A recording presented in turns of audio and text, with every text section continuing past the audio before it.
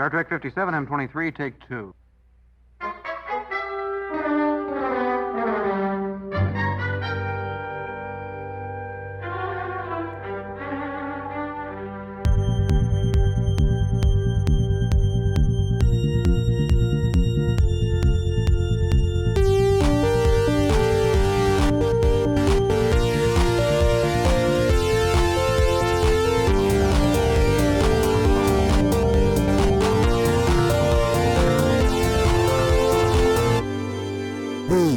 Star Trek podcast.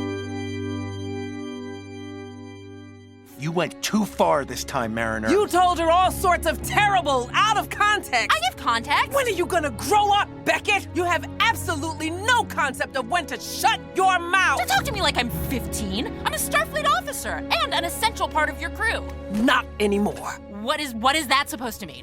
Captain, what are you doing? Oh, you want to backstab, complain, and be hard to work with? Well, there's a place for people like that. It's called Starbase 80. Starbase 80? What about it? I've already put through the transfer. Shuttle's on the way. Mom, is this a joke? Where's the hover cam? Does it look like I'm joking? I want you off of my ship before we get to Brekka so you don't cause any more damage. Oh my God, you're not kidding, Mom. Please. You are no longer my ensign or my problem. I don't even know if I can call you my daughter anymore. Dismissed.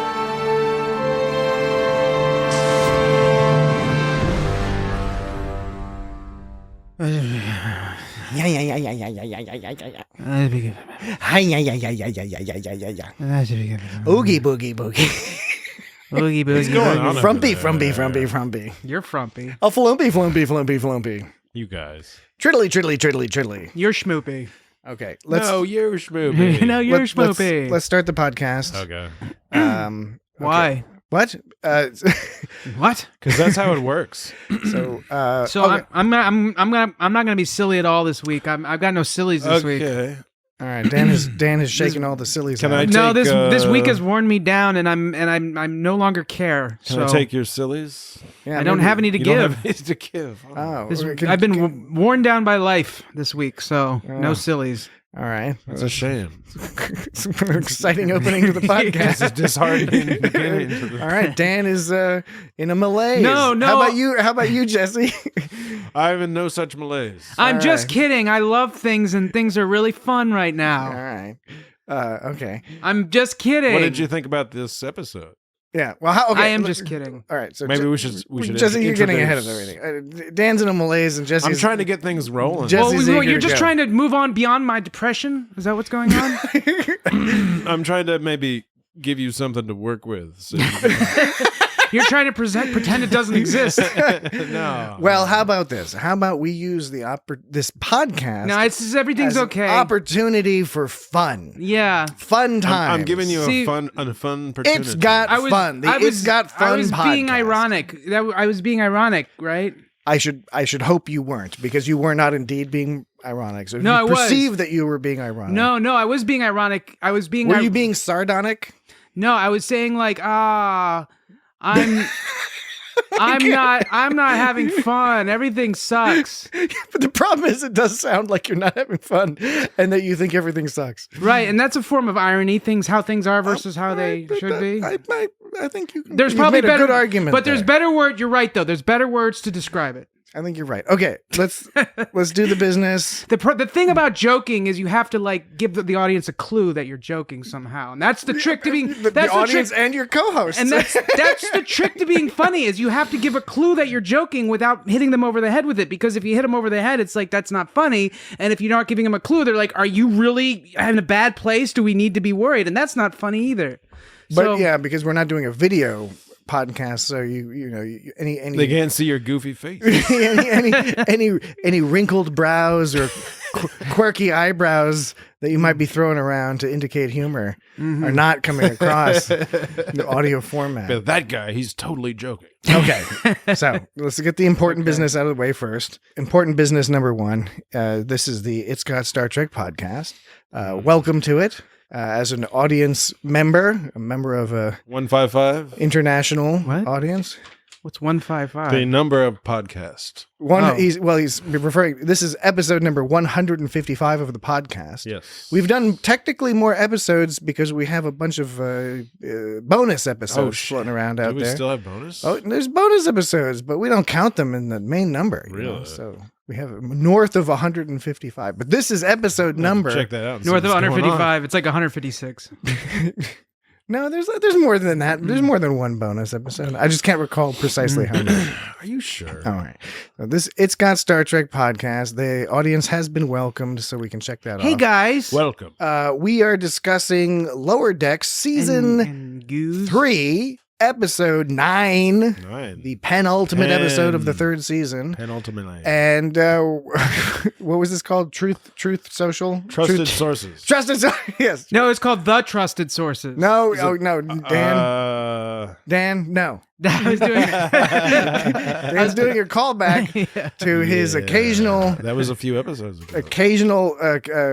habit of adding the article "the" Yeah. to an Yeah. episode Or title it. that does not include Because it. he's a middle-aged white fellow. It. Yeah. So he's just I don't call making it. shit I don't up. call it Best Buy. I call it Best Buys. The Best Buys. So Now is that with or without an apostrophe? what Do you was it? shop at Safeways? Safeway. Trusted sources, right? Yes. Am I right? Okay. Yeah. Trusted sources. All right. All All right. right. All right. So, okay. So, in order to have some small amount of structure this week, I thought we'd give something a try here. Oh no, what's going on? You didn't tell me about this. I This don't sounds- handle this sounds improvisation hot. well. Let's check it out. I forgot. Did you say this sounds hot? I did. Okay. I forgot new to adjective. mention, I don't think this will be controversial.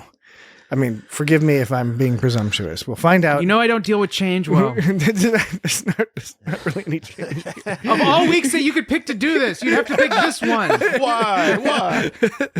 The week of the malaise, the October malaise that sets in. Oh man, Have you been taking your vitamin D? No, I guess Vitamin I should. D? You should be pumping some vitamin D now. It's Should be getting dark pumping out some of- there. some of these. I should The probably darkness take is- B12 too. Yeah, get the vitamin Bees is D. good, yeah. Get the B12.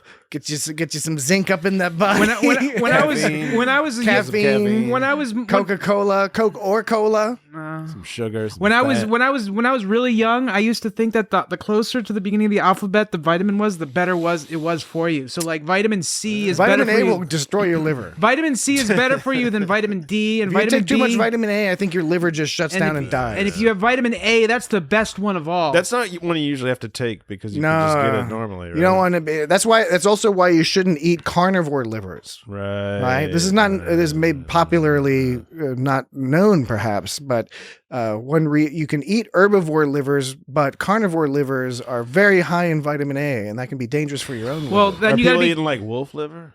You oughtn't. bear liver? You shouldn't be eating. So I would very much dissuade people from eating wolf liver. And now I will caveat this by pointing out that I don't know what the fuck Who I'm does talking that? about. Well, But you can look it up. and I'm pretty sure wolf liver, that's an out. I think polar bears out. Or like when it comes like to big black cats. bear, black bear's mostly eating berries and nuts and things like Oh that. yeah, black bear. you can't say berry without saying bear. Bugs Bunny probably has some issues because there's Silly a old whole man. shitload of there's like more than your daily recommended dose of vitamin A in your average bunch of carrots, or even a Well, carrot. that's- Even a big old carrot probably has more Okay. vitamin A than your The recommended. vitamin A, we apologize, Star Trek fans. We will get back to the Star Trek momentarily. It's got vitamin A. No, the vitamin A, I don't believe that it is in the carrots. I believe the carrots have the beta carotene, which is converted by your body into vitamin A. Now, I could have that wrong as well, because as I mentioned in the previous caveat, I do not know what the fuck I'm talking about. Yeah, right. He 'Cause I'm is pretty. not a doctor. All No.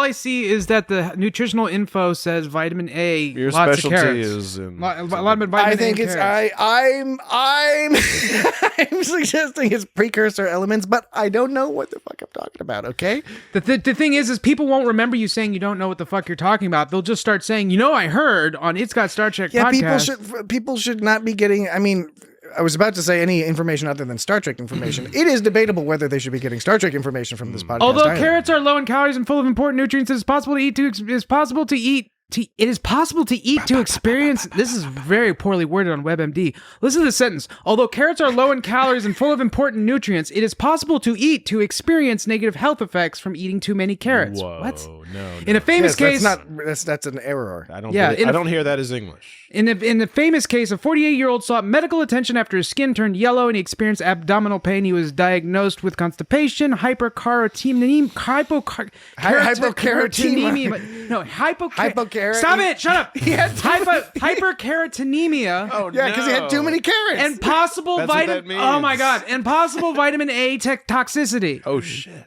There. That's all I was saying. yeah, Anyways, That's why you should never eat too doesn't many answer the carrots. question, but it is an No, it interesting gets anecdote. but it gets to the point of saying like Either way, functionally, no, it doesn't answer it's the a question. problem. No, it doesn't answer the question because you said too much vitamin A is bad. And I'm like saying like yes, Bugs Bunny probably has issues. 'cause he gets Exactly. Too many. It answers that And Mel question. Mel yes. Blanc didn't like carrots, and he did the voice of Bugs Bunny. They tried to have him do it with celery, but celery didn't sound like carrots. So he actually had a bucket next to him. Fuck celery. When he had a bucket next to him when Bugs Bunny eats carrots, Mel Blanc would eat the carrot and spit him back into the bucket. Celery is an abomination. All right, how about this? Let's get to the Star Trek bits. Do they call it carrots because of hypercarotene or whatever? No, they call it hyperkeratosis or what, a keratimina because of the carrot. And you're distracting me. This is a trick. You started it. No, this is one of those tricks.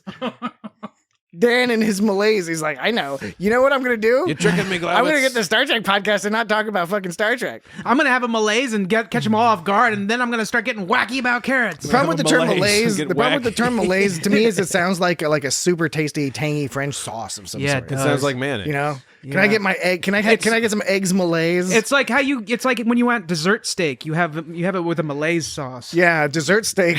Something I hadn't considered until just now. Malaise sauce. Star Trek. Truth and consequences.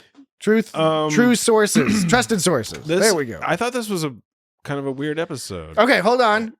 Hold on. Oh, This is the second time he told you to hold on, I Jesse. know we're- I'm trying to get to the podcast. No. Yeah, I know. Jesse is really trying to stay on course here. Okay, but I had this It's whole got thing. Star Trek. that Oh, you wait, threw Patrick me has a off. whole thing. I had this whole thing. Well, you started with the vitamin A and the carrots. It's been a whole thing. Okay, doesn't matter. Doesn't don't matter. know. Let's Okay. go on. All I was saying was It's my fault. Just my failure as your failure as a son is my failure as a father. that is Whoa, that is that's- not the structure of that our was- That's relationship. not. That was Whoa. a line from Gladiator with Russell Crowe Really? and Joaquin Phoenix. Russell and Crowe? Brussels sprouts. Okay, That's quite a movie. what I've done is I've written down sort of 16 key topics Busy bees. from this episode.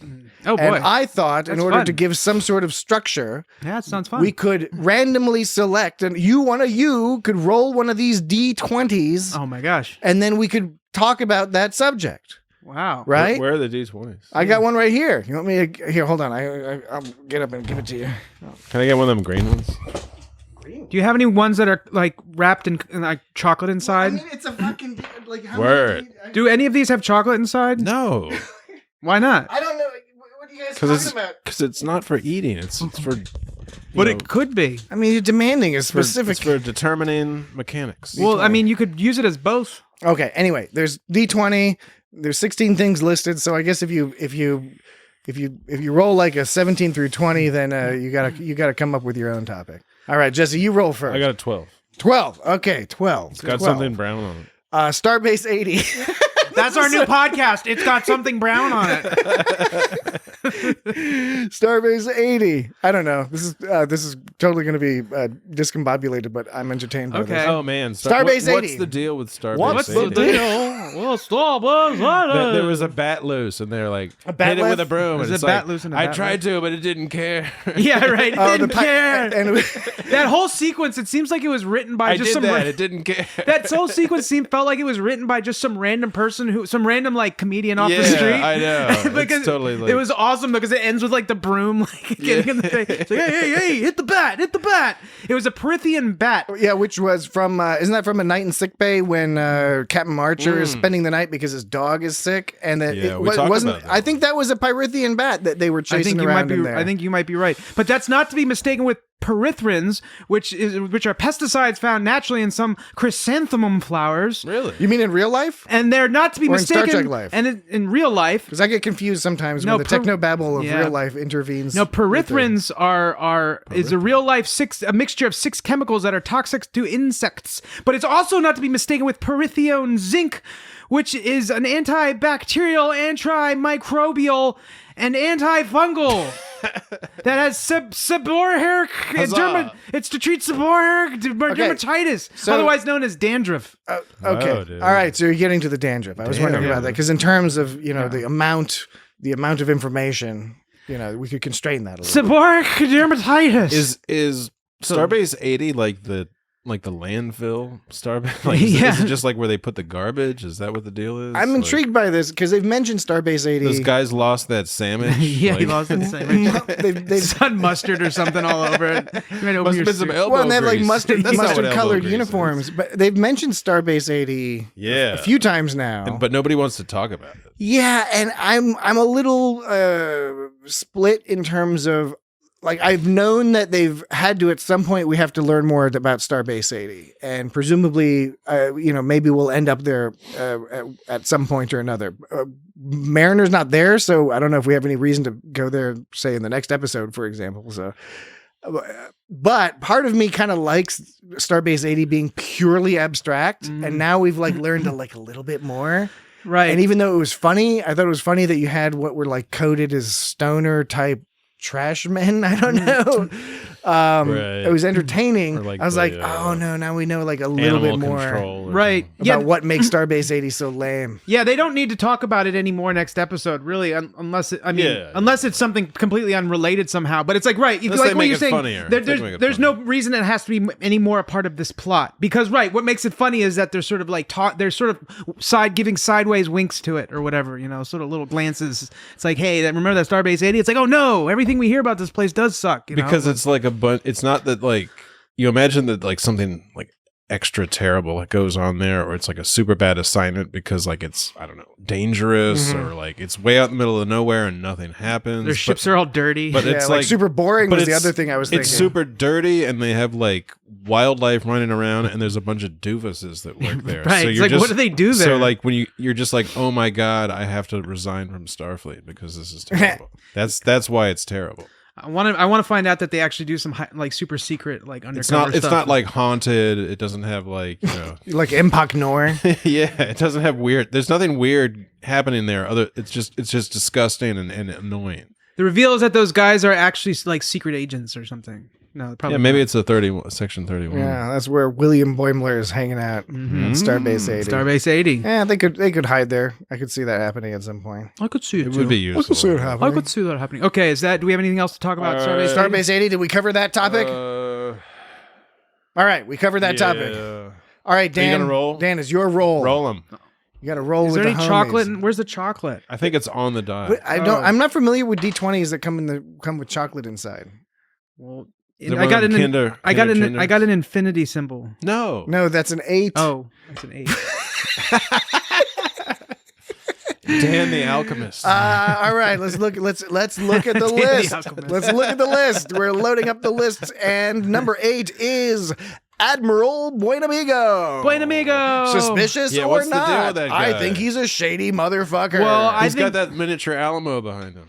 I think he likes Texas. I think Yeah. the introduction of this the Texas class is the Yeah. Alito is the Texas class. I think there's something shady about that fully automated ship. I mean, Absolutely. it at minimum has dangerous implications of people losing their jobs. Of course, you Hey, know, this topic Yeah. is Admiral Buenamigo, not the automated ships, which is a separate oh topic. shit! God damn it! I guess I So, went outside but the we line. Discuss Admiral We've seen him a few Buenamigo. times, I don't like right? that. outside of the context of the robotic ships. God He's- damn! He's he's Mariner's uncle, or at least I think she we can- calls him her uncle. Here, yeah. Well, here's I the feel friend like of the I feel family. like this format's really constraining me and making me itch or something. Like I have to be. Note to the audience: Dan is actually scratching himself. I He's mean- vigorously scratching himself in a non-performative way. Yeah, like because I mean this isn't what we do. We're doing something different than what we do. Well, it's It's a change of. But, okay. It's got Star Trek. Okay, fine. But let me just before we move on and we don't talk about the Texas class. I think that it relates because you're saying, is this guy shady or not? And I'm saying, well, he seems shady, Yes. especially paired with the Texas class stuff, which I guess we can talk about later. Well, I'm just saying that there is a vibe about this guy, and I think and his name is Buen Amigo, like Well, good friend. Of He's course, an admiral. His name is Good Friend, which means he's probably like a bad friend. He's a bad friend. right. He's a mal amigo. He's an old friend of the family, presumably. I think that's been the implication from his Right. prior appearance. It's just because the other guy's an admiral. Well, first of all, Mariner's dad. Or yeah, something. and also he's an admiral, which in Star Trek makes him shady by Right, default. They're not exactly. all badmirals, but there are. You say badmirals? They're Yeah, that's the term for the Star Trek bad They're mostly admirals. shady. They're mostly shady. They're mostly shady. He comes across as a bit shady. Very weirdly on point here. You know, he talked about this ship, the Alito, going through its sea trials. So one presumption, one thing you could say is that he set this all up. He knew the Breen were going to be there, and he was setting up Captain Freeman to get whatever, because he was right there. So he can demonstrate the Texas class. Yeah, because he's trying to, like, the way it's presented, I don't know if this is just my DC mindset, but, everyone's got their angle in, like, terms of selling their weapons and stuff. He seemed to be the kind of guy who's like, this is my project. I'm into this project working. I happen to have this ship come and save the day. Hey, you're talking about the Alito. I was talking about the Alito. I'm talking about the Admiral's plans. That's what that I was involve talking the ship. about. Oh, no. I thought you were going to talk about something else about the ships more specific to their technology. Oh, well, I'm just talking about, like, the fact. That's crazy. I know we're threading a ridiculous and arbitrary needle here, Dan. I understand that. That's part of the fun. That's part of the fun. That's part of the fun. But what I'm saying is, right, is to me, it seems like they're setting up at least the potential that he is doing something shady, that he did not, the Alito did not just happen to be like, Right. oh, I'm ready to go. He was right there ready to go. And he's like, once those things show up, I'm going to fucking blow them out of the sky. He wouldn't have had to have that ship there to test it and prove it in front of a fucking reporter that he Yeah, selected. exactly. Right? So he selected the reporter Because the to go on the captain's ship. all like, what just happened? Yeah. Like, So he got the reporter videotaping the robot ship saving the day. And he was basically, and he said that, well, we weren't planning to show it, but I guess here it is. And he didn't seem too stressed about that fact. Well, what I was saying was that, yeah, the Titan comes out, the Alito comes out, the Texas But class. it was like the Titan. It did It pull was. like a Titan, and then, the Cerritos did the same thing. And what I was saying, that how that related. Last minute rescue. it was a smaller ship. How that related to him was saying that at best, like, this brings up questions about people losing their jobs, which I'm not gonna.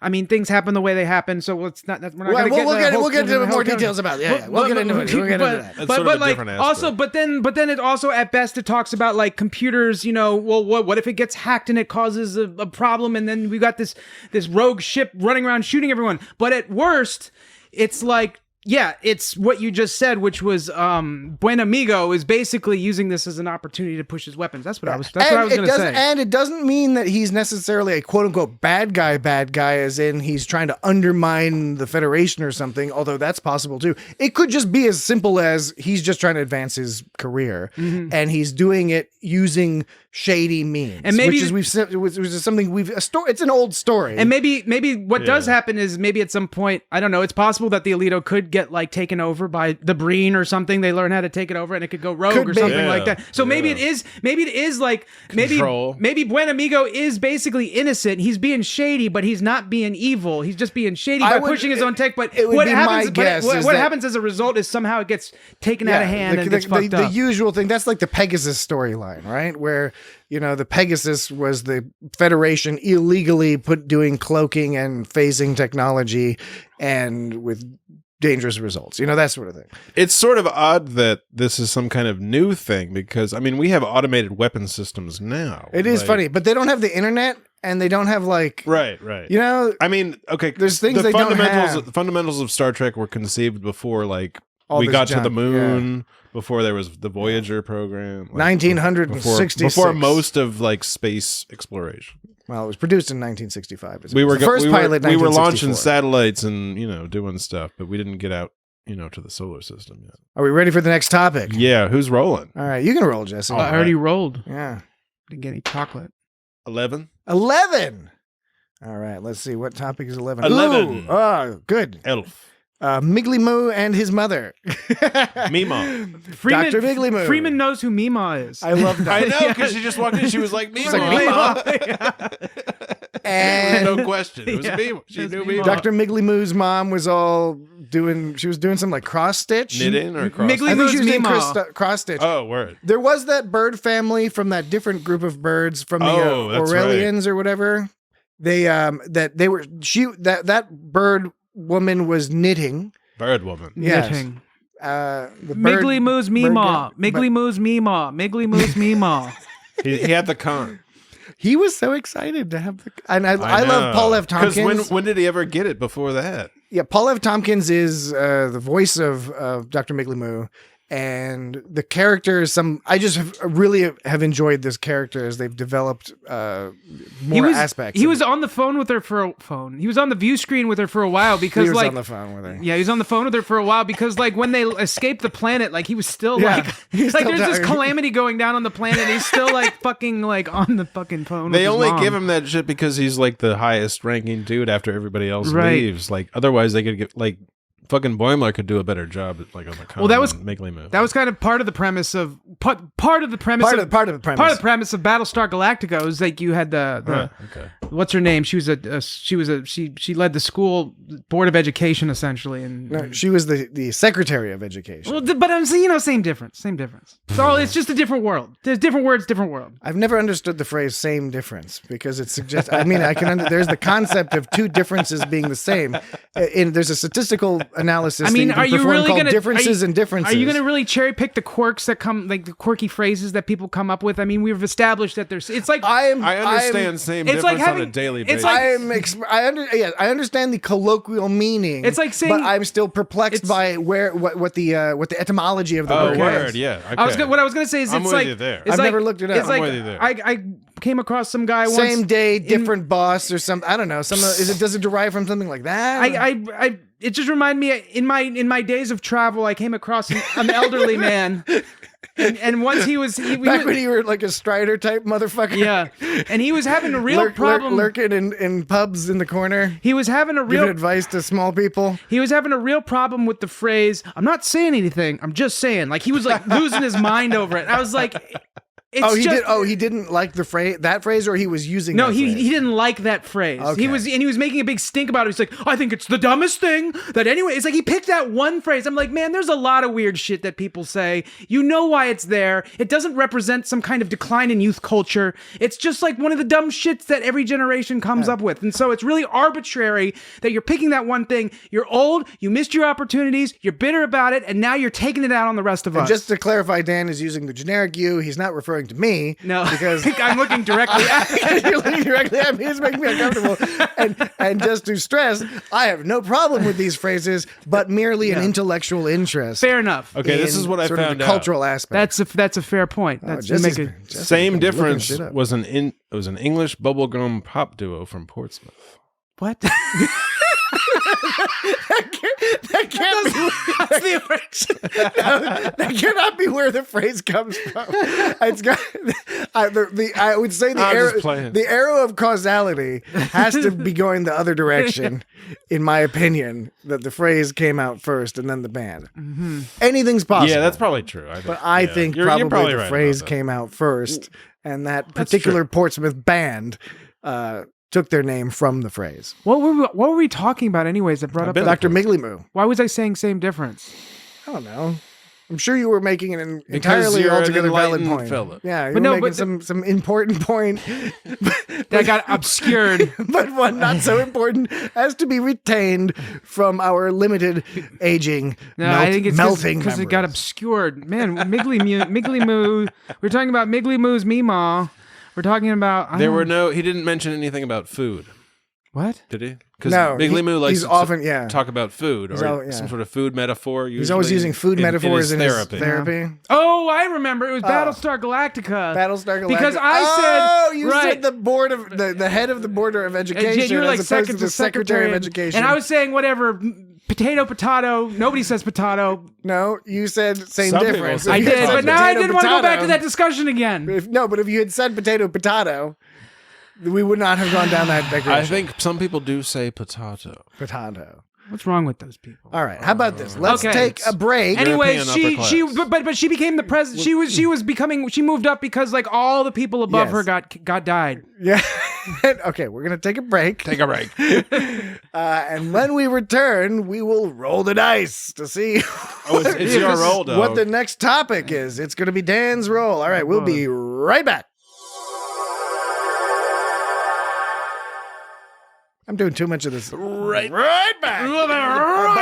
But we're back. Tony the We'll be right back. Hey, everybody, welcome to It's Got Star Trek, the podcast with the most Star Welcome, Trek you'll ever everybody. see. This side of the Alpha Quadrant.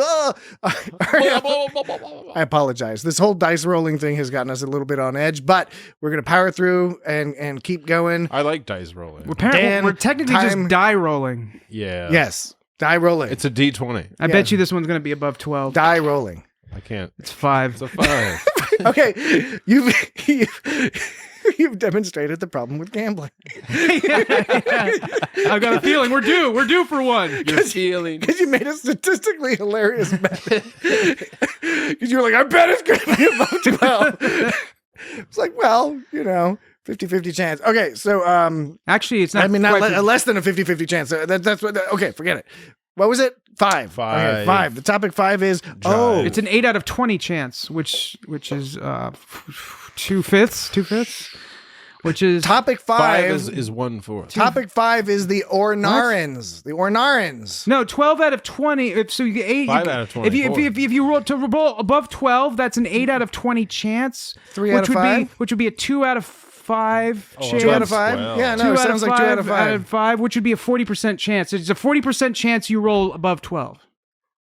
Okay, so topic number 5 You didn't in roll my above 12. in my arbitrarily organized list is the Onarans. The So, Honorans. The topic we are discussing is the Onarans. It's a TNG callback. TNG Season 1, Episode 22. Symbiosis. I actually watched that episode, and it was essentially It's a good episode. It's Yeah, good. It's fucked up episode. It's interesting because there are parts of it that are really insightful. There are It's other 1980s.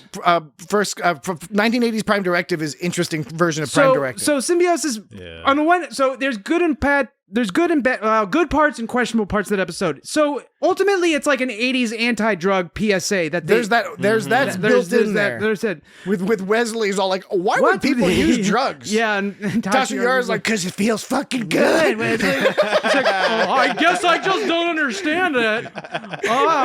Tasha Yar's like, you should try some drugs. Do some drugs, Wesley.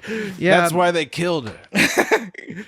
yeah. There was one part where like some electrical shit took over their comms at the beginning, and Wesley. Yeah, because they're always zapping each other. The Yeah, it was all- Onarans and the Breckens. Oh, but there was some blue zappiness going through their console, and Jesse. Oh, that's because of the fucking star in that episode. Yeah, There's Wesley some was crazy like, star Wesley was business like, going. wow, it was weird. It was some Maybe weird he was on one-line. drugs. He might have been. Maybe that whole conversation Wesley had was like that kind of thing when you smoke a bunch of weed and then you get worried that people think you've smoked weed. So you're all like, yeah, I don't think people should smoke weed at all. I think it's a really bad idea.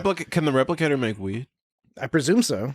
Or snake leaf or If cocaine. you had the right way to program it, you could just have it make weed. Sure, that's Yeah. what else do you think they do in the Heroin, holosuites? They do Oxycontin, more than just have sex in the fentanyl. holosuites. They I should hope so. yeah. Do they have synthafentanyl? I'm sure we've talked about this Okay. before. Right. Yeah. All right. Okay. So anyway, your point about So that episode. wait. So the Onarans. So it had that cheesy like anti-drug PSA, but on the other hand, what was really insightful, I liked how they where they looked at it like from a medical perspective. It's like these persons have the symptoms of somebody who's dying, blah blah blah, but I can't find a sickness wrong with them. And I think that's important to stress with addiction is that like it's not like these people are just like wanting to be being that they don't want to like. A lot of these people don't want to cause trouble, you know. They don't want to like be a thorn in people's side, but it's like an addiction. They feel like they're fucking dying. It's not that they're necessarily that they're weak. It's that they feel like they're fucking dying. And so I think I like that sort of objective viewpoint they took, and I thought that was a very important aspect of the episode. It's just undercut a little bit by the effective message of that episode, because as a reminder, since it does factor into the episode of Lower Decks that we're discussing. Disgusting. It is disgusting. Look at me. In the episode Symbiosis, Picard uses the Prime Directive to refuse to allow Beverly Crusher to develop, because Dr. Crusher says, you know what, I've analyzed this, I can develop a version of the drug that is non-addictive but will resolve their symptoms, their withdrawal symptoms. She's effectively talking about methadone. You know, she's saying, like, I've developed a better way to do this and we can wean them off. And Picard says, we can't do that because of the Prime Directive. But then the twist is that Picard won't fix the freighters that are sending this drug back and forth between Brekka. I think Brekka is the name of the planet, something like that, right? Yeah. And Brekka. the Onara. And Picard's all like coyly is like, we can't help you fix your ships, because he knows that will force the Onarans to go through cold turkey. withdrawal. Okay, there's what I'm saying is that the 80s message is, yes, addiction is a medical issue, but you should be punished. Just say I no. know that's probably not what the writers were intending, but that's what comes across It's the in the meta vibe, which is, yes, you deserve to be helped, but you deserve to hurt a little in the process. And you should have just a modern said Star no. Trek show wouldn't do that. Yeah, and because if you had a means to sort of wean someone off without the pain, they would do that, and that's something they try to do now, anyways, to mix success. All Depending the on where you captains, go. including later Captain Picard, would have given them the refined drug and said, "Fuck the Prime Directive." And also, it's one thing to let a heroin addict kick through their withdrawals, like on their own and just go through the pain, but to let a civilization do it, which they pointed out in Lower Decks, like to have a whole civilization going through withdrawal, that's asking for just like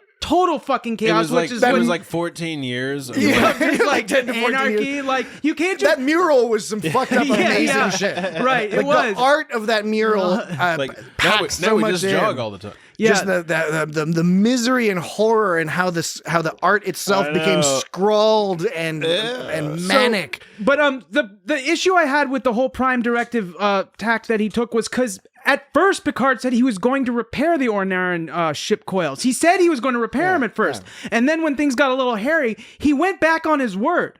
So, which is and he said, oh, well, it's the Prime Directive. We actually can't. We were gonna fix them, but then this other shit came up, and now we're deciding to, after the fact, apply the 1980s Prime Directive. That's a weird drug. Yeah, 1980s Prime it Directive. is. So it's a poor excuse, and it's just messing with the heads of with the group of people that are already kind of fucked up. So it's too late to go back. He already interfered by some kind of neoliberal by bringing shit. them on board, fixing the coils. He already interfered, and now not only is he stopping the interference, he's increasing it by taking it back, which is fucked up. And plus the whole coil argument that you could So I understand that they weren't able to repair their coils because they spent so much time addicted that they didn't know how to repair it. But really, the cool part is we will not need to do an episode on. Symbiosis. We're doing it right here. Yeah. Okay. Yeah, So the coils were gonna break sooner or later, and you're trying to tell me that the whole civilization couldn't figure out a way to eventually fix the coils.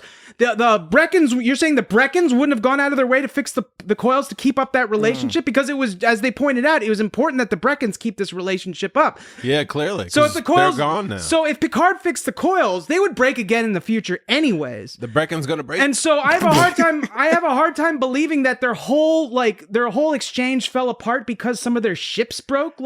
None of them eventually. I can understand at the time. It's an arch story, right? It's very, very specific and narrow plot line that is not realistic. Right, because I can understand at the time they're going through withdrawals. They don't know a bunch about their ship. They've never had to worry about it. But eventually, how did those ships get built in the first place? Did everyone just forget how to fix the ship? Well, to be fair, so you got both of these cultures. They're spacefaring. They just don't have warp. Maybe they already had their trade going back and forth before. Both of them get the plague, but only the one side figures out how to cure it, and they even say in that show that they, before they got addicted to it, they're like, oh, this shit's fucking shady. What kind of a star has a habitable zone that includes 2 planets?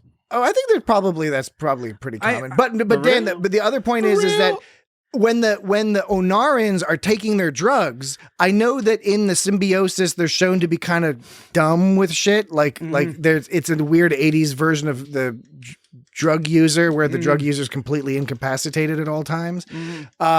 But I think the implication also is that like they didn't always used to be like that. They taking the drug was, so the time, addiction built up over time and they got more and more removed from their technology. I would think that the Ornarans and the Breckons would at least work together to keep their I relationship going. agree. But it wouldn't take 40. But whatever. The Prime Directive is supposed to introduce these philosophical quandaries. But in this case, I wasn't really sure what they were trying to convey in that episode. You know, do you remember that cartoon show Cops with Long Arm? And then there was a bad person named Misdemeanor, which I thought was a funny name for a bad guy. I'm not familiar with it. Her name was I remember Misdemeanor, but Yeah. I don't remember the rest of the show. Her name was Misdemeanor. I remember Voyage of the Mimi. And then I then I remember learning then I learned the definition of misdemeanor, and a misdemeanor is not that bad, obviously. So calling her misdemeanor, it isn't that bad. But at she all. was like doing all sorts of bank robberies. To be fair, and beating people up. Like she wasn't committing misdemeanors; she was committing straight up violent fucking felonies. Yeah. Okay. That's what I was going to ask, which is like, I was like, you know, some people might argue that committing a series of misdemeanors is not great either. Yeah, no. Anyway, so depending on your perspective and the last thing I have to say, what's illegal. The last thing I have to say on Ornaran Symbiosis Breckons then we'll is roll that again. This cop show, this cartoon show, and the cops were always fighting the bad people, and they all had these weird mechanical powers, and it was kind of crazy. Jesse remembers, Patrick doesn't. You should look it up. Cool show.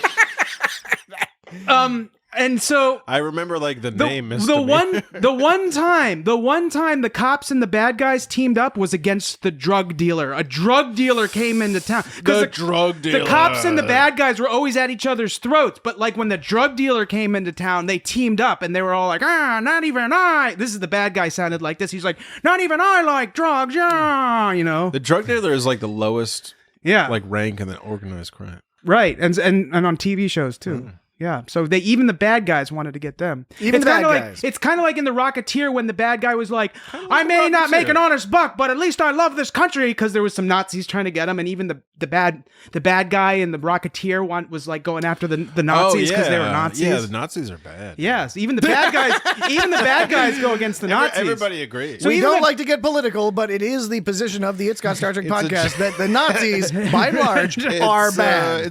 It's a foregone. But I think it's a little, but like that's that 80s one-sided view of drug dealing, though, is like, it's like, oh, the drug dealers are the worst of them all. And it's like, but also the drug dealers were apparently giving out lots of free drugs. Yeah. All the time. And, you know, and the fact is, you know, yes, of course there's a lot of shadiness involved with dealing drugs, but a lot of them just are trying to make money because they don't have like a proper means to do so. You can make a good living doing it. Yeah, right. So it's like it's that whole sort of like one-sided view of like everything having to do with drugs is evil, and it was kind of like shady in that response. The It's Got Star Trek podcast. Again, we don't like to get political, but we will state without reservation we are pro drugs. We are pro drugs, anti-Nazi. The Neutral Zone episode with that dude that was like addicted to drugs, and they were giving him a hard time. Pit Wolfies. Drugs. Yeah. He one of the Pit Wolfies. All right. Pit Wolfies. I think was it Pit Wolfies or Pit Wolfies? So anyway, we should ask though. That's how you pronounce are the Ornarans gonna come back next episode, do you think, in the lower decks? We didn't actually talk about it in relation to lower decks. That could come up if we roll the right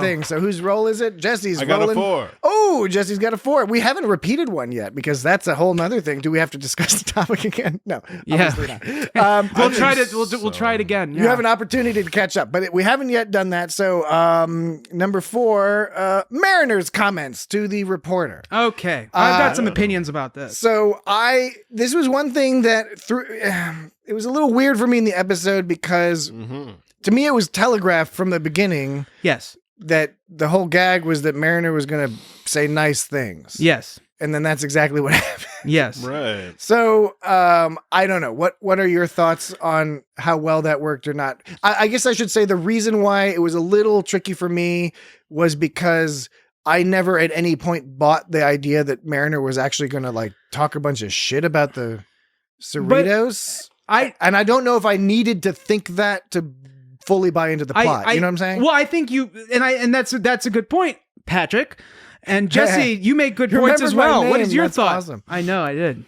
What'd you think, Jesse? Well, I thought it was very strange that everybody on the ship except for like her best friends immediately turned on her. Even Boimler was kind of like, sure, you didn't say anything. Yeah. Right, exactly. And they hadn't even heard what she said. Yeah, right. And I just thought that was really weird. And that was a whole, like, if you remember the show Three's Company, where the whole episode is based upon a misunderstanding that could have been resolved. You mean every episode of Three's Company? Yeah, if two people just had a 5-minute conversation or less. Mr. Furley hadn't been like standing at the door, like if he had been there 10 seconds earlier. Yeah. When Jack Tripper 10 seconds Furley was talking about whatever, talking about finding the diamonds. And if he wasn't the guy at the bar, and if he wasn't there 5 minutes earlier, if he just approached him on the subject and said, "Hey," Jack Tripper was like a chef, wasn't he? He was like a he didn't work at the Regal. Chef. The Regal Beagle was way away. Did not work at the Regal Beagle. He worked at a nice restaurant. So Mariner, what are we talking about? Her comments. Mariner's okay. nice comments. So how this could have been resolved with a little bit of conversation, but I think that it would have been more effective if we were to believe that she was going to say something negative, because that's kind of how it was trying. They were half trying to present it that way. Yeah. Because I was confused by because she presented it the way Mariner presented it. She was like, "These guys are talking bullshit. I'm going to tell the real truth," and she was all pissed off because the whole episode, Freeman's like telling her to get into place. She's like, "Go to bed," like that bullshit. Yeah, and I know. It's time for you to go to bed. Yeah, and Freeman and Mariner's getting all pissed off because she's being shut up, and she's like, "I'm going to tell them the truth. This is all made up horse shit. This is all a lie. I'm going to tell them the truth." And so, of course, it's set up like she's going to reveal something. But at the same time, I didn't believe that she was going to do anything like that. Well, as soon as that happened, I think they were trying to thread a needle that I don't think maybe they quite got, because my reaction would be different depending on whether or not, if I'm supposed to believe that Mariner is going to say bad things, well, they failed in that, because I just never felt that was going to happen. And if I wasn't supposed to believe that, then the way they did those clues that seemed to be set up to make you believe that, it's confusing. It's confusing. Yeah. So I'm not exactly sure what I was supposed to think. And if what they could have at minimum they could have like made her said something negative, but not like something crucially mean. Just be like, "Oh, you should see her when she gets out of bed in the morning. She's got stinky breath," or I don't know. That makes it sound like Mariner's sleeping with her mom. But you know what I'm saying? Like the way they should have made it better is Mariner should have said. Should have said something negative, because that way Mariner could have been like, "Well, I did say something bad, but it turns out it was something totally like harmless," and But the camera adds 10 frowns. Yeah, so it seems like she should have said something negative, because you don't go saying like, "I'm going to tell the truth," and then just say we're a fucking happy family. The setup doesn't match the punchline. It's like you don't get you just excellently stated, sir. You don't just get mad at someone and say you're going to reveal the truth and then talk about how they're family. Part of what maybe is throwing me off a little bit here is what Jesse, what you were talking about, is it's the crew aspect. The mom, Captain Freeman, we know about her relationship, sort of up and down relationship with Mariner.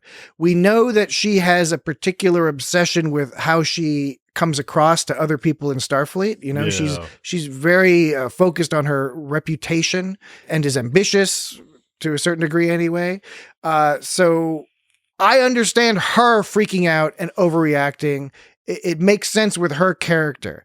It makes less sense with a lot of the other characters. Everybody on the bridge, except for Boimler, who happened to be on the bridge, had turned on her. Yes. And Jennifer had turned on her too. Yes. All of a sudden. That was what was weird. That was like, what's going on? Like, nobody asked her what she said. Yeah. Yeah, exactly. And it makes me wonder, is something tricking?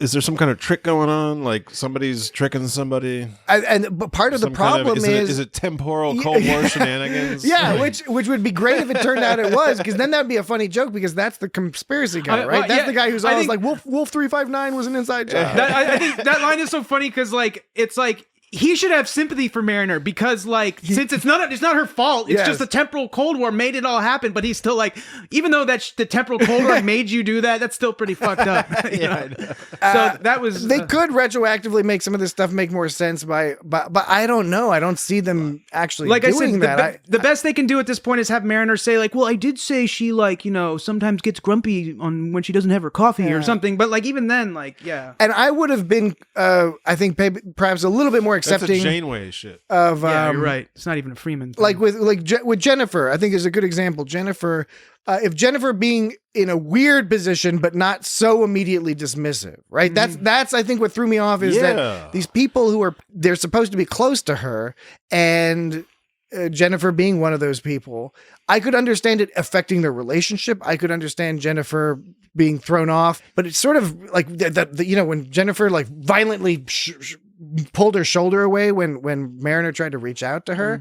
I know that for the dramatic effect, that was really good, but just sitting there watching it, that was one of those few things in this episode which largely I enjoyed, and largely I'm interested in the implications of this episode where it ended up. But that stuff threw me off a little bit. I think it was just a quick. I mean, it was just really a quick way to get them to the next part of the plot, pretty much. Yeah, it was because 20 minutes of show, 25 minutes of show, and like that was But even if they had more time to work on it, they didn't really. In my book, they could have still transferred Mariner, because Freeman, I can buy Freeman going way overboard and making a colossal error, which he did. It's just the other people. I wish that instead of the whole ship being like, "Oh fuck you, Mariner," like Shax was being all "fuck you." Yeah. What's her name? The Trill. The person. Darmok guy. Yes. Even he had a friend Kayshawn. on his face. Kayshawn. It increased the drama in one sense, but it would almost be better if everyone's like, what the fuck happened? And she's like, I don't know. And then everyone turns on Freeman maybe later. I don't know. We will have to wait and see how the story plays out. You saw people give their interviews, and they were telling part of their story, and then later you saw like the reporters edit or whatever, and you saw like the rest of the story, and that's when you hear them like say the negative stuff or like the supposedly like questionable stuff about a Starfleet vessel. Like the dude's like, I turned it into a puppet. Yeah. Well, and then also Victoria. I don't know if this is another die It roll. is another die roll thing. Okay. But It's you're permitted to make an oblique reference. Okay. No names. No names. Oh shit, no names. How am I supposed to do this? Don't mention her profession, God damn it. but you can mention the function of her profession. Well, I mean, Jesse was talking about that video, and I was just saying that Mariner was Victoria said that she transferred Mariner because they were like Freeman transferred Mariner because she was talking to she was talking to the press, and that's why they kicked her off. But that's obviously like twisted reporter stuff or whatever, because she got kicked off because there's a history that outsiders aren't aware of that involves insubordination between Mariner and Freeman. They have a history, and taking that history out of context, you can of course distill it down to like, yeah, Mariner talked to me, and then Mariner got kicked off the ship. Therefore, her talking to me is the reason she got kicked off the ship. It's like, no, Which also didn't make sense because all the other people talked to her too. So. Yeah, right. Exactly. That's a good point. But and so there's a whole history that builds up to it. And really, if you want to look at it another way, it was Victoria's attack on Freeman. You said Victoria. You got to roll the dice. Roll the dice. The reporter character reminded me of the reporter on The Expanse. Yes, because it was the Expanse reporter. Yeah. With the floaty, because it had like the floaty camera thing. Another way you could look at it was Victoria's attack on Freeman. That's what set the ball rolling. It wasn't like because Mariner talked to her. Dice rolling. It was because like she attacked Freeman. I mean, there's many ways you could look at it, and it's just like that's like all what it's a good example of spin, basically, and how spin. All right, spin the dice because we maybe can get one more topic in before the next break. We should go to the no spin zone where there's extra spin. Bill O'Reilly. 16. Oh no. Oh, 16. Okay, this is a good one to lead into the break. Wait, I thought you said there was nothing of 13 or above. No, I said 17 or above. Oh, the odds are totally different now. It's a 3 out of... No, those were the same odds. It's a 3 out of 20 chance. It's a 3 out of 20 yeah, I chance. was sort of perplexed that you were talking about, you were like, I bet you it's going to be over 12. And I was know, like, why do you care about being over 12? I thought it was over 12, but it's over 16. That means there's only a 15% chance of me rolling something or Jesse rolling something that you don't already have a number for it. I just went along with it because I was afraid. Me too, Jesse. I'm right there with you. Fuck you guys. 16. There's a 15% chance of getting his laptop shut 17, and hurl it across the fucking table. 17, 18, 19. No, it's different. Right Shit, off. there's a 20-sided dice. It's All right. Well, Dan calculates the odds. It's a 20% chance of getting above 16 roll. Never tell me 20%. the odds. Okay, I would just like everyone in the audience to pause for a moment, close your eyes. Now, imagine a classic scene on the original Star Trek, the original series. The original. Oh man, I don't even know. Classic setup where there's some shenanigans going on. And Captain Kirk is all like Captain Kirk is all like sabotage or whatever. And then Spock comes out and he's all like the odds, Captain, are 100 and 111st birthday. I want you to. I don't know half as much as I should unless I don't have as much as you should want to. Audience, I want you to close your eyes. Imagine that scenario. You already told them. But now that they've imagined the Spock giving odds scenario, I want them to pluck Spock out of that fantasy and insert Dan and Dan's style of determining the odds, which involves a lot of yelling and frustration. No, because imagine Kirk, instead of being like, Spock, what's the answer? Imagine Kirk going, Spock, hey, whoa, a butterfly, whoa, Spock, a butterfly, sounds like butt, asshole, butterfly, asshole, Spock. And Spock's just like, I'm just trying to give you the odds. Sabotage. I suspect that Dan is crafting this sort of a form of straw man in which I am the straw man. And he's characterizing me as somebody who yells things about butterflies and other things. You started it. Fluttering butterfly. You straw manned me first. All right. We're still trying. We do have to get into the break soon. But first, we have to talk about topic number 16, which is no to be continued. What? No, That's right. No to be continued. I was going to say that at the beginning of the podcast when you were like, hold up now. because it ends in the fashion of the first part of a two-parter. Yes. But there's no to be continued. No. There's all this kind of build-up without any, So what does that tell us? There's no to be continued. So we're not going to follow up on we're going to follow up on the Breen. Maybe we have to. It's just an implied to be or continued. Is there no Breen? And they're not going to insult our intelligence. Is there really? We're not going to talk any more about the Ornarans or the Breckons or the Breen? We can talk about it. I'm not suggesting. Don't jump. I am personally. I mean, they followed the story of the Packlids without it to be continued. Yes, I'm not suggesting there's not going to be follow up. Oh, absolutely. That was not necessary. I'm not suggesting there's not going to be follow up. What I'm suggesting that would be television malfeasance. Is that when using the to be continued, the requirement is that it is part of a constrained storyline that is going to be largely concluded in the next episode. That's what you said. Or you could do a la Deep Space Nine and the Circle trilogy. You could be a to be continued and a to be concluded. Yeah. You could do three. A three-parter. But still a confined, circumscribed plot.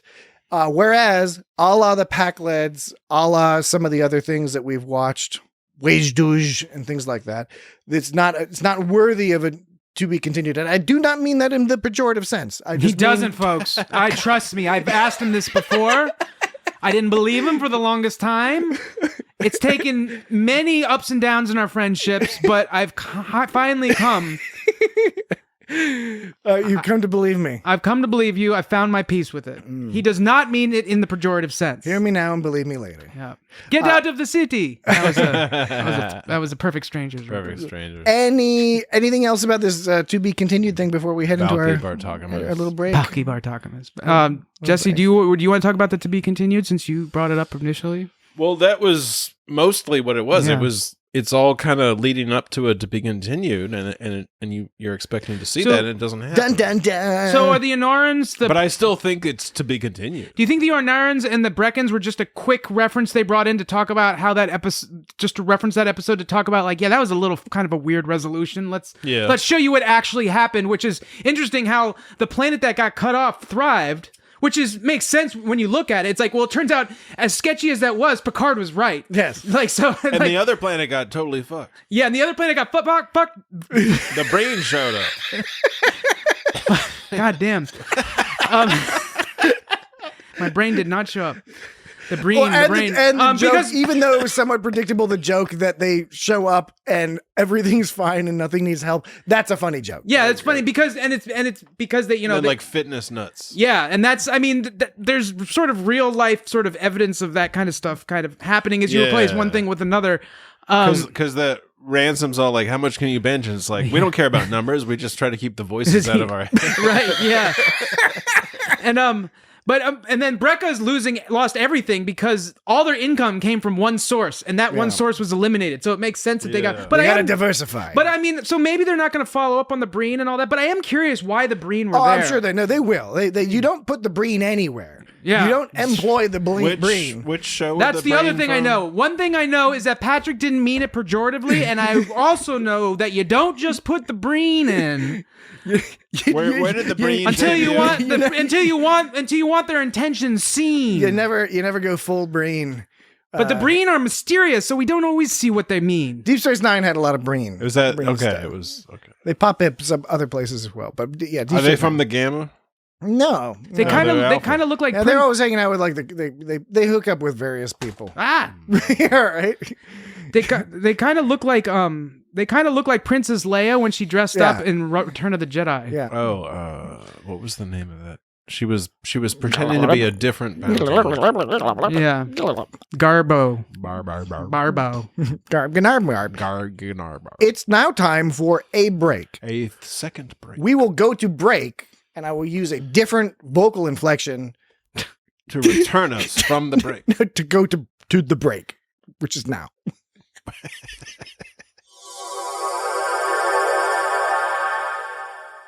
All right, we have returned from said break. So Princess Leia was disguised as the bounty hunter Boosh. Bosh, that's right. Bosh. Hey, the Yeah. mighty Okay, I mighty remember Boosh. that, yeah. Mighty Boosh. Mighty Because Boosh. there was an action figure that like you could remove the helmet and it was Princess Leia underneath. What was the Yeah, I primary remember that. action? The I primary remember- action was just removing the helmet. I remember putting it back on. my cousin had a Tauntaun toy. I had a Tauntaun. And you can press the belly in. Yeah. That you're supposed to be able to put the action figures in there, but I could never fit anything in there other than like squishy things that shouldn't go Put in weed there. in there. You can put fit your it- weed in there. I was too Put your young. weed in there. Didn't know what weed was. Didn't need a stash. All right, so we need to wrap things up. So we got a number of things left to discuss on the list. So we got to do some quick rolls Oh, here. it's my roll. I'm sorry. do some quick rolls. Don't be sorry, Jesse. 19. Oh, fuck! Oh, 19. That means it's a free topic. All right, Jesse, you got to Wait, pick something to talk How about. many times have we rolled? I don't know, Because I can figure out if that met probabilities. but I don't know. Jesse, Shit. come up with the We'll have topic. to play back the tape. I'll tell you next week. This is exciting. Let's talk about while Jesse thinks about the next topic. Yeah. All right, you can just roll another one. Just Okay, roll let's again. roll again. Re-roll. Roll Re-roll. again. I'm lame.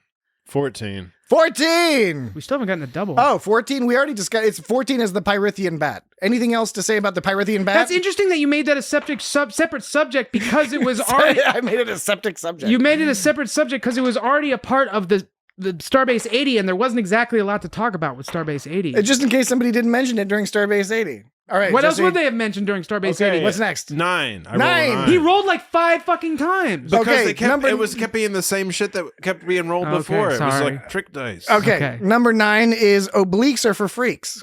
That's cool. Oh. Yeah. Who said that? Ransom. Ransom said that.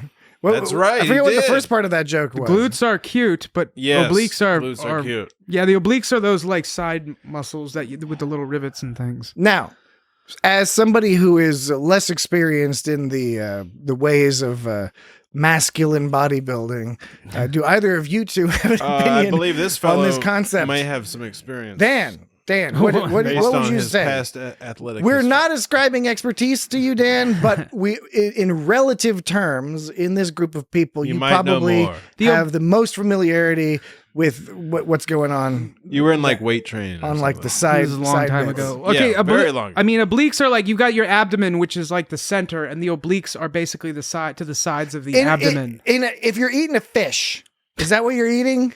What? Like if you're eating a fish, I don't know if it translates. Ooh. like the sides of a fish. I don't know if the muscle That's like the structure. good I don't know part. if the muscle structure perfectly is analog to that, but I can okay. eat a side of fish. Just look at your pecs. Take your pecs. Put your hands on your pecs. Put your hand The down. pecs is like on a chicken. It would be like the breasts, And then put your fingers on your solar plexus and go down. That's your abdomen. But if you go under Solar plexus. But if you go to the right and left of your abdomen, but all the way down to your waist, those are your oblique muscles. And so that gives you the stuff like that formation where you get like that line that goes down to your crotch. is the one you're referring to cum gutters. And apologize again to the audience for the term. You know, it's not a term I'm a fan of. I hadn't heard of cum gutters But until it's a colloquial I hadn't term. heard that until recently, and Smell honestly, you later. I don't know if that refers to abdomen or obliques. I don't know which the cum gutters really refer to. Well, please write us in at feedback It's like if you have like a six-pack StarTrek.com, or something. or you can get us on Twitter at It's Got Star Trek, and just let us know if you know better than we are. We're taking stabs in the dark here when it comes to this whole cum gutters I think phrase. we've talked about this So before. if We you- have, but no, I don't think we came to any firm conclusions. If we come down, poke, take your fingers. no puns intended in anything Take that your- I we just said. posted as Take a your question. fingers and poke where you think your liver might be. Poke where the edge of your That makes me all oogie. and poke where, or on the other side, poke where the side of your colon might be. I'm going to poke you in the colon. Those are on the sides, like a 45 Like degree. where your spleen is? Like a 45. you in Like the spleen. look, let me fucking tell you where the obliques are. Where you 45 degrees angles in, not at perpendicular. That would be the abdomen in the center. But I off got of the, that much. Off of the 45 degrees off to the side, starting from your pecs down, and where your side organs are, that's your like obliques. Side organs. All right, I think we're ready And for you get another neat, roll. and you Jesse. get neat little lines near your armpits. Dan, do you wanna roll? Do you wanna roll? And it connects from your. 2. You get neat All little. right. You get neat little lines from your armpits down to your. Oh, to your Dan, thing. you'll be happy. You'll be happy. And those are your obliques as well. Number 2 is Victoria Newsy, the reporter. Well, I already gave my opinion on her. A little bit. Here, there's plenty more to talk about because another thing that was puzzling about her is why did she be all like? Why did she be all? I don't know, Patrick. Why was she coming across as all stupid at first? I'm guessing my assumption is that she was trying to lull the crew into a false sense of security by playing the ignorant fool. The ignorant, curious reporter, because she made a comment like, Captain Freeman said, "Have you ever seen a warp core?" And she was like, "Oh no, I've never." Right. But then later on, she talks about how she was clearly a reporter during the Dominion War, so she's experienced. She knows what she's talking about. Similar to the other critique I had about this episode with Mariner and that whole situation, I was not clear on whether the reporter was only supposed to be fooling the crew or if her behavior was also supposed to be fooling the audience. It was a little unclear to me because I immediately figured her to be the shady reporter, right? Like, why do you, if you're going to have the reporter on, and Jesse, as you noted, she was set up to mimic the reporter from The Expanse who has the little floating thing and also is not a bad person necessarily, but aggressive, an aggressive reporter. It's a ripple to the story. Looking for something specific. It all plays in. And when you tie it into the fact that Admiral Bueno Amigo was the one who put her on there, as we said before, that's one of the things that makes him suspicious. It also makes her suspicious because he's placed her there, Right. whether she realizes it or not. Probably she doesn't. I guess we're supposed to understand that she doesn't. She is playing.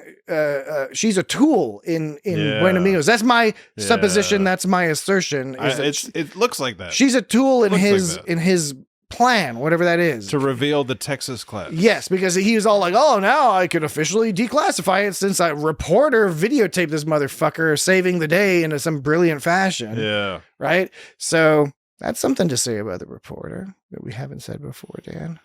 It's kind of a bummer to think about a whole ship that's automated like that. Although that's what Prodigy. Dude, we're not there yet. We got to keep rolling dice. We're gonna get really close to the automated ship. Would you like to roll? Yeah, because we really need to get that. We need to talk 12. to that. We already rolled did that 12. 13. Oh, 13 is Sad Vulcan Slide Salute. Oh yeah, I wrote that down too. Did you write it in a similar verbiage? I wrote it down as the following, and I will tell you that following just now as soon as I can find it. The thing that I was talking about, Mariner, was this. Dan is a professional vamper. They call him Vampin' Dan. That's what they used to call him.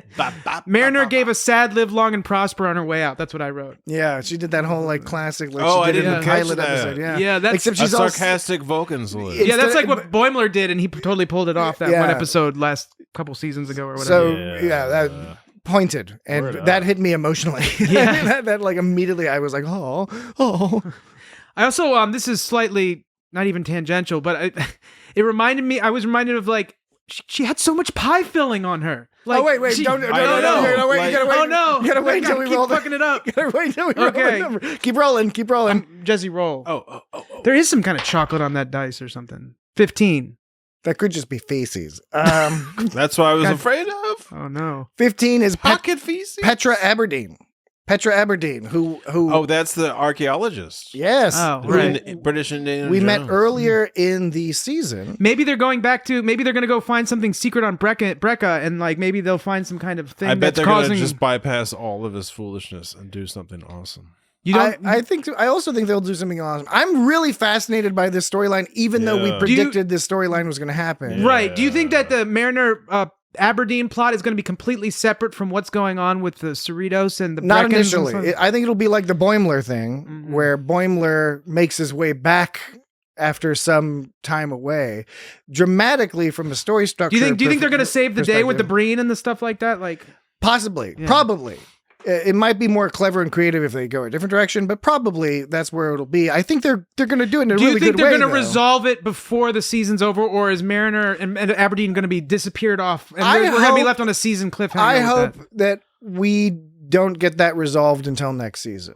Even if it's in the first episode of next season or something like that. I would like to see Mariner be off and about a little bit on her own, having some of these adventures, because I think, again, from a storytelling perspective, from a story structure perspective, you want to take your hero out of their comfort zone and let them experience an alternate version. You know, it's like the It's a Wonderful Life. You got to wander in the desert for 40 days. Exactly. I You got to just- have that whole business. I just thought about a restaurant called the Comfort Zone, and you can buy a hero sandwich from the Comfort Zone, and when you get to go, sounds you're, delicious. when you get it to go, you're taking the hero out of its comfort comfort zone. Can you get French fries? I would like to take the hero out of the comfort zone. Is when you order a hero sandwich from a restaurant called the Comfort Zone. Is there fried okra? Now, what, No, fried what- okra just needs ranch. What?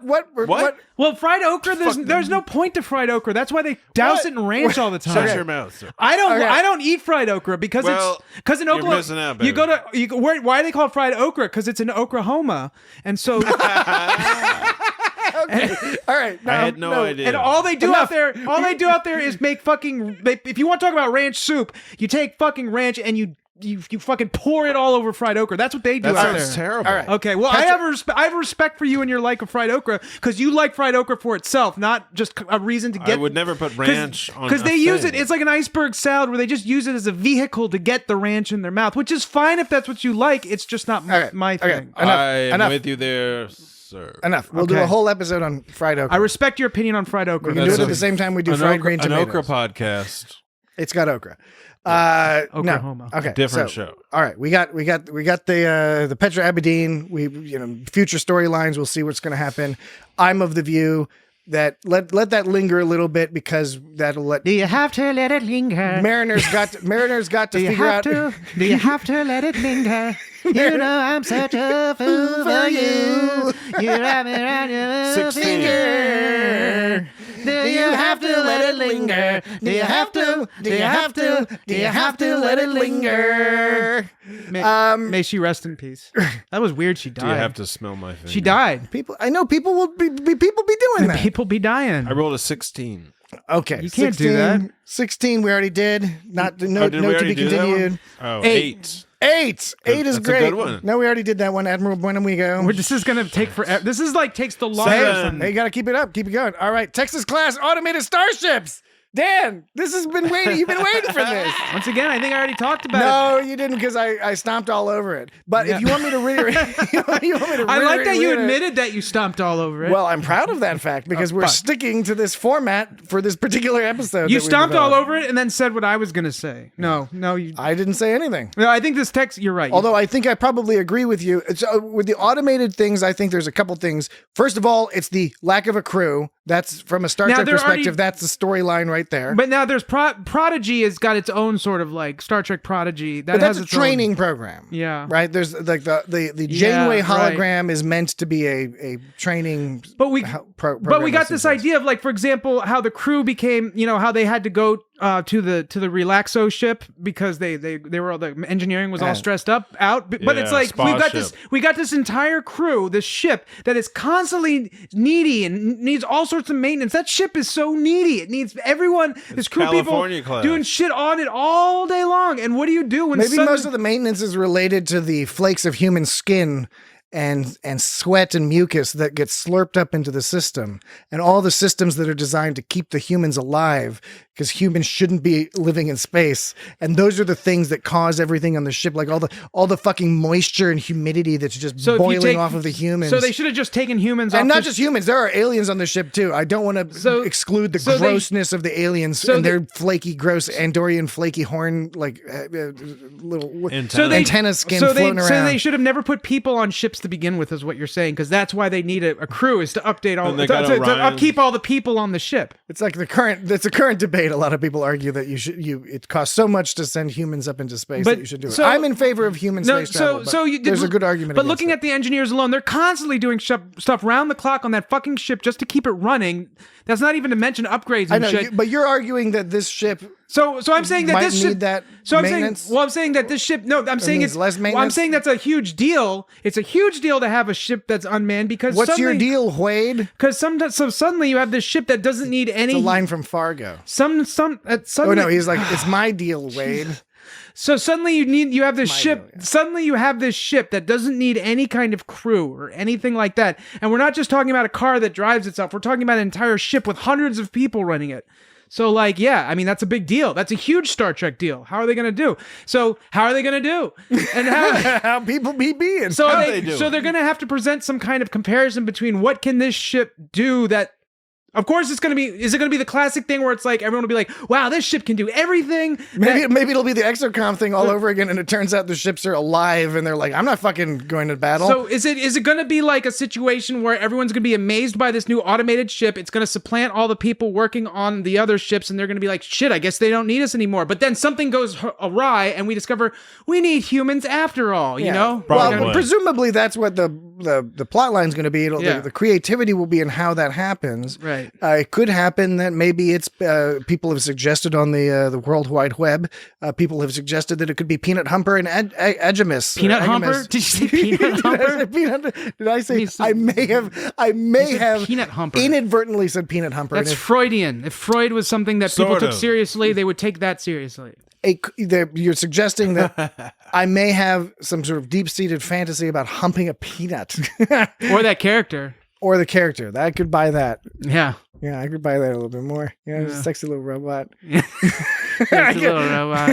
I get what the bird guy had in her. What was his name? Raw Dog? Looks like a flying... Raw Dog. Looks like a flying Atari or something. Yeah. But who knows if they'll do that. But they've set up a few storylines involving artificial intelligences. And now they're setting up a storyline involving these robot ships, and with some hint of sinisterness or whatever going on. And if we're to pull back further into the larger Star Trek metaverse, I think, Jesse, you might have mentioned it before, there's Control from Discovery, and there's the AI problems that happen in Picard after this, because they have all the data looking motherfuckers. Yeah. I would like it if they could, I would like it if they could settle on some compromise where by the end they find, yes, there's a function for these types of ships. These ships will aid us in a lot of ways, but there's still certain things that can only be performed with a sentient crew. I don't know what you call it, a live crew. Like what does life mean anymore? And it is in a fictional context. It's difficult to actually come up with a firm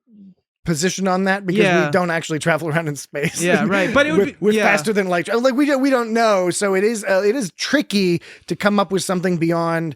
I just don't. It's sort of in a metaphorical sense. I just don't like the idea of saying like, well, we don't need people, but I also don't like the idea of saying like, well, nothing replaces people, therefore we don't need robots either. It's like we could use both. I presume it won't be quite so. I mean, I hope it won't be quite so simple. I agree with you. I'm not concerned about that, but if that does happen, if it's too simplistic. Oh, I think you should be concerned. All right. So I think you should be concerned. Which numbers haven't we? You got to roll again. I think you should be concerned. We have not rolled a 1. You should be so worried. I'm so worried about. What's that? That's Monty Python. I can't remember. Something about baggage. Something. Yes. I'm so worried about. I'm so worried about the baggage retrieval system at Heathrow. That's the line. You're right. So, roll dice. People roll dice. We got to finish up here. It's end of podcast time. End of days.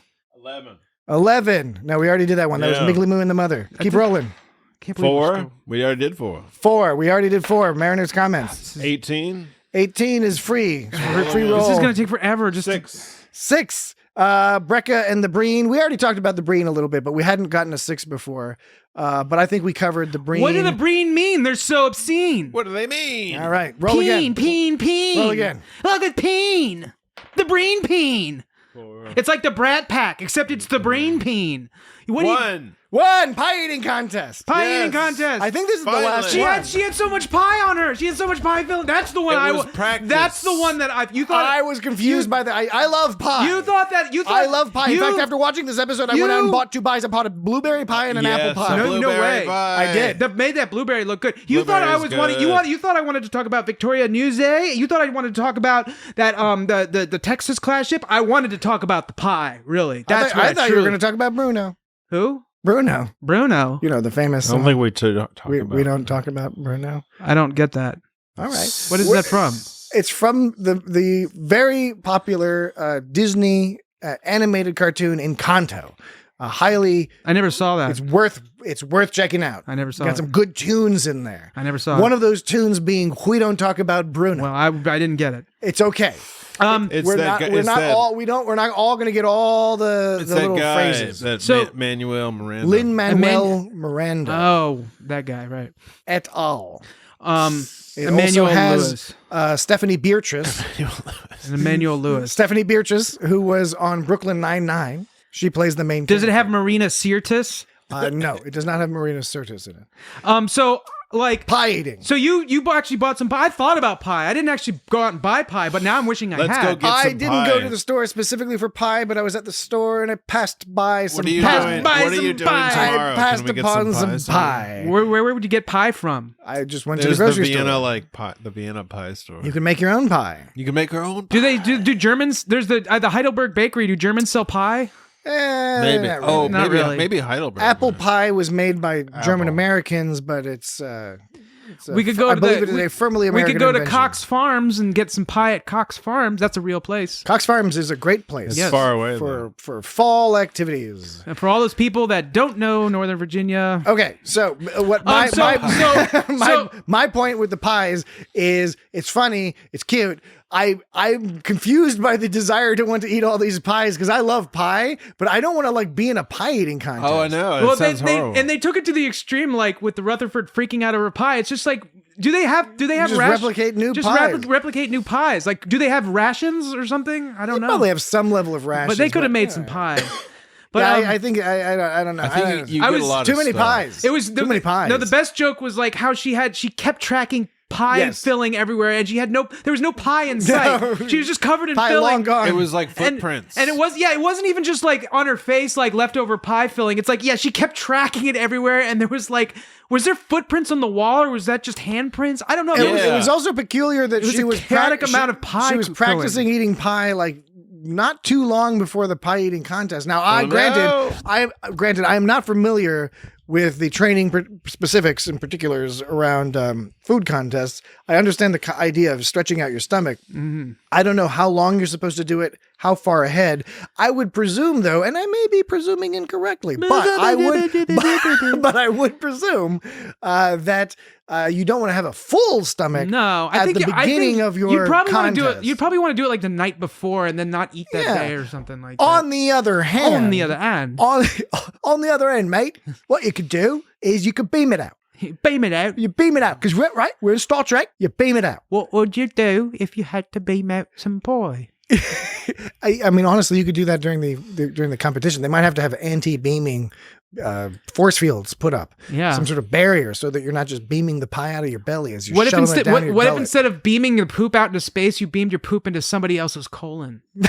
All right. And somebody had to poop. Well, they can make that procedure where you replace your poop with someone else's poop to make That's their called a stomach. fecal transplant. Yeah, it's much easier in the future. I don't even know if it rises to the level know of what the procedure. grossest- You just eat it as a pill. It's Yeah, a desiccated, dried pill of What's feces. gross is the idea of wiping somebody else's feces out of your own butt. That's disgusting.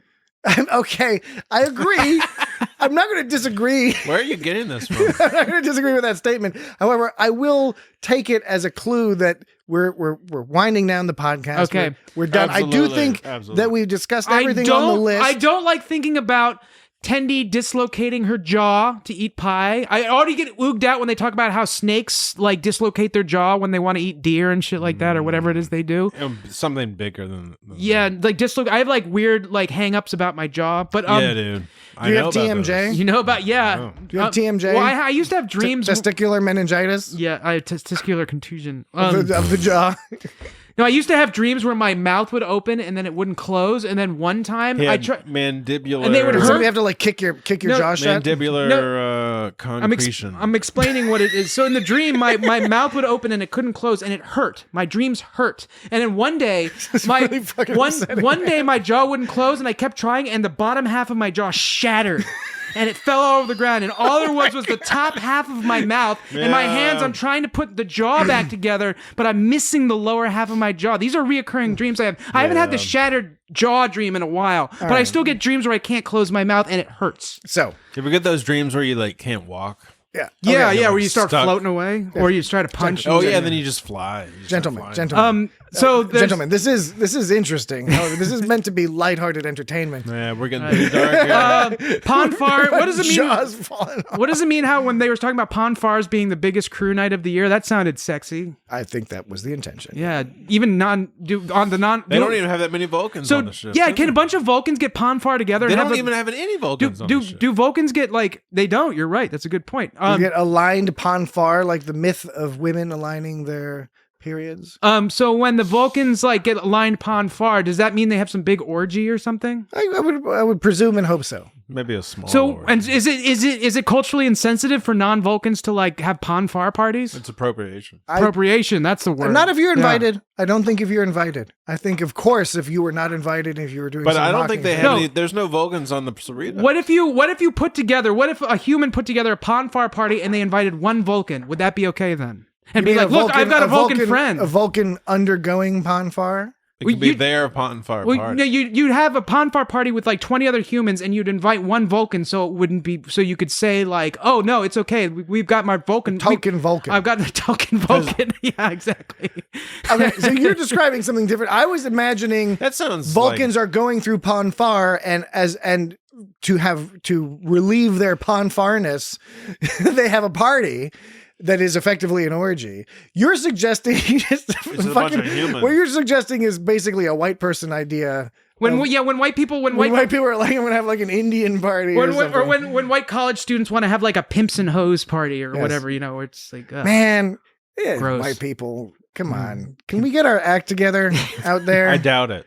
It's tough, I know, but you got to do something about this. But this is ridiculous. it's ridiculous. Ridiculous white people. redonkulous. And speaking of having sex fun, what do the whale ops party do? What do they do with all them fish? Do they eat them or do they fuck them? The whale ops. Jesus fucking Christ! Like in cetacean ops, they were talking about right. like Well, they're belugas. What are they doing they're with not, all they're them not fish? dolphins. If they were dolphins, We're not there'd doing be more. We're not doing more star rapey. maps. We're having a party. belugas are like nice I think dolphins, right? belugas are not so sexually aggressive as No, dolphins. I'm sorry. I was thinking porpoises. Are porpoises nice dolphins, or are porpoises just as mean as dolphins?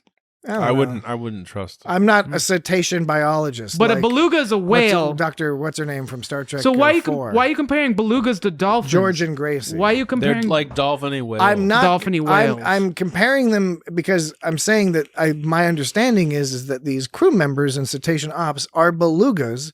They are not dolphins. All I So was what are they making was partying with? What they said we have unlimited fish here. Like what kind of parties are they having with them fish? Because Ransom called one of them a whale anyway, like Matt the whale. I think they're just like eating chips, eating fish. I I thought they were having. fish. I thought they were Fish having and sex chips? parties with them or something. Okay, they might be. And then the Tendi had the Samnusian. She was recommending because they didn't have any booze. She was like, we have some Samnusian root that if you want to be which knocked is like out. somnalius, somna. Somna is a prefix that references sleep, So unconsciousness. that was sort of soporific. that was a roundabout admission that they're Insomnia.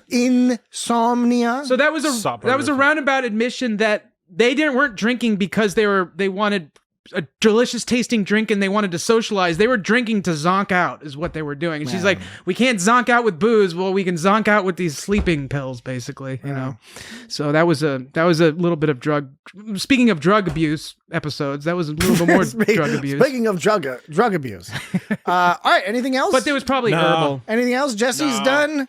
Dan, any other things in your notes? I'm ringing a bell, baby. I'm done with my notes. I think we've covered all the main bits and pieces of this episode. Oh, after a Mariner flew away and Boimler said, "Orders, Captain," Freeman did a Picard maneuver. Did you notice that? She pulled down her tunic. Oh, Are they called chinics? Tunic? Are they chinics? Her tunic? Chinic. Her chinic? Chinic. Did we say that again, Jesse? All right. So she did a chinic maneuver. So next week we will be discussing the season finale. Do we want to talk? We don't want to talk about like all the different Victoria. Oh, speaking of Victoria Newsay, she mentioned all the different things that she had on record of Freeman of going wrong on the Cerritos. No, it was just it was all stuff that happened. It was all stuff that we already knew We about. already saw it. Yeah. So next week we'll talk about the season finale. I do not know yet what it is called, but by next week we will know the name of the episode. So where that will be exciting. Next week. Star Trek Prodigy, part two, season one also comes back. and we haven't been covering Star Trek Prodigy directly, but we'll maybe cover some of it. Maybe we'll after the end of the break, second half of the first season. We'll maybe do like a season one wrap up or something like that. But anyway. It's going to be more of this nonsense next week. Stardate 58496.1. We hope that you come back next week at the next episode and enjoy it as much as we've enjoyed you. I don't. Dan does not care. We've enjoyed them? How have we enjoyed them? What, the audience? Yeah. We've enjoyed having the audience. Well, yes, but I mean, we have. Somebody's listening. We should it's a lagging indicator, of course. I mean, you put the show up, and then everyone's like, oh, download. Interact on Twitter, interact on Facebook, interact. No, I enjoy the audience as well. Those guys, they remind us of those people. We would be nothing without our audience. Yes. Pretty much. I mean, we'd be something. It would be a different thing. Yeah. It would just be us. It would be silly. Talking into the void. What's this from? Even nothing is something. What is that from? That's from The Never-Ending Story. Yeah. I thought it was from the mathematical principle that you can have nothing, but then you have a set, and then that set of one unit of nothing, it creates the number one. No, that's not what I was talking about. Oh, okay. Wouldn't it create the number zero? No, because you have one set of nothing, so that's how you can derive it's one. The existence of one from even from a universe of nothing, because it's one set representing nothing, so that becomes the number one, and then from there you can extrapolate all the other numbers. I can dig it. Yeah, zero is one of them weird numbers. Okay, so in the meantime, if you'd like to get in contact with us, there's feedback at itsgotStarTrek.com, but nobody uses that. What you really want to use is Twitter. At It's Got Star Trek on Twitter, where we're the most active and have lots of fun with all the wonderful Star Trek Twitter peoples, and at least for the time being until Elon Musk shuts down the service or whatever, and then we'll have to move to something else. But we are also on Facebook. It's Got Star Trek. You can find us there, and we are on Instagram at It's Got Star Trek. You can also find us on YouTube. We have a large and growing audience on YouTube. Lots of people like watching a static image while listening to our podcast. I presume while doing some vacuuming or day drinking. It's a something pleasing graphic. Day drinking. So, I just realized I don't know if I got that line correctly from Neverending Story. That's quite all right. We'll drop it in the edit. We'll have to talk about it next time. Incorrect, because we got to shut this down. So we will talk to you next week. It's been a good one. Bye-bye. Bye-bye. For me, the Cerritos is life in the cave of Garanoga. Oh, you poor thing. They make you live in a cave? No. It's the Cerritos is like home to me. I have lived in a cave, though.